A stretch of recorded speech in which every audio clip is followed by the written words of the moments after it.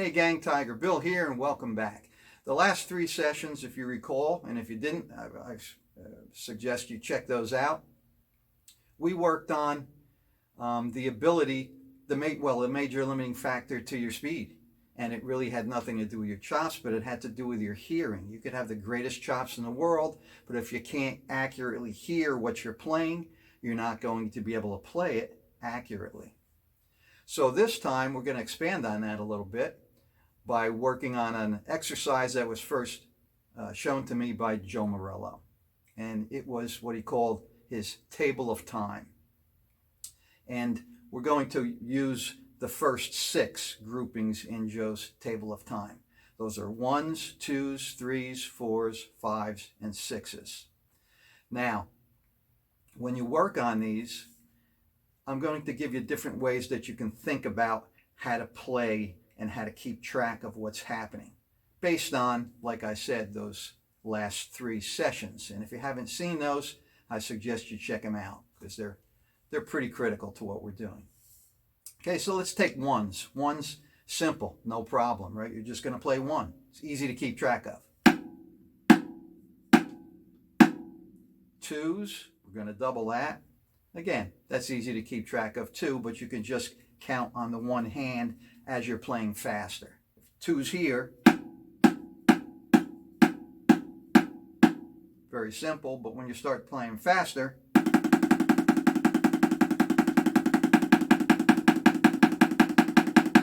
count that one hand.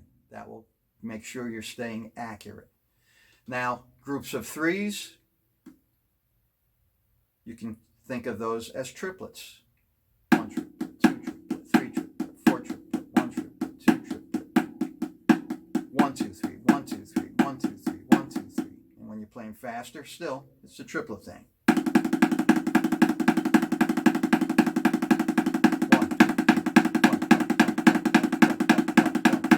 2, groupings of 4, again, count the one hand. 4s. Count the one hand like this. 1, 2, 1, 2, 1, 2, 1, 2, 1, 2, 1, 2, 1, 2, 1, 2. Groups of 5, you can count the one hand, but again, if you refer back to those previous lessons on the limiting factor to your speed, you'll remember that even groupings like 4s, we count the same hand. 1,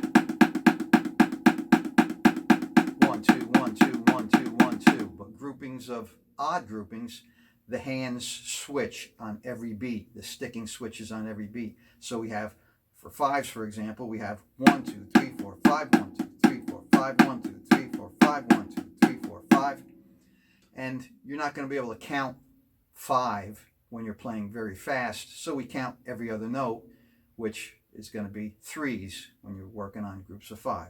1, 2, 3, 1, 2, 3, 1, 2, 3, 1, 2, 3, 1, 2, 3, 1, 2, 3, 1, 2, 3, 1, 2, 3. And finally, groups of 6. Again, we're going to count every other hand, and if it's an even group, it's the same hand all the time. So we have 1, 2, 3, 4, 5, 6, 1, 2, 3, 4, 5, 6, 1, 2, 3, 4, 5, 6, 1, 2, 3, 4, 5, 6. As you play it faster, you can't count that fast, so you're going to count 3s. 1, 2, 3, 1, 2, 3, 1, 2, 3, 1, 2, 3, 1, 2, 3, 1, 2, 3, 1, 2, 3, 1, 2, 3. And I'm accenting it there just to show you how you're supposed to count the hand. Okay, so when you work on those groupings of 6 like that, you can play them all unaccented. You can play them with an accent on the first beat. You can play them from 1s to 2s to 3s to 4s to 5s to 6s and then go back down 5, 4, 3, 2, 1. Or you can play 1s, then you can play 3s, then you can jump to 2s, then you can go to 4s, then you can go to 6, then you can go to 5. You know, the whole deal is to put a metronome on, keep that metronome going at a slow tempo to begin with, and get the feeling of staying even, playing exactly even beats, patterns inside that metronome. Make sure that the metronome, you're not behind or ahead of the metronome. So that's going to really get you to be able to play the table of time accurately as it should be done. Okay, so I hope that helps. And until next time, have fun and always stay loose.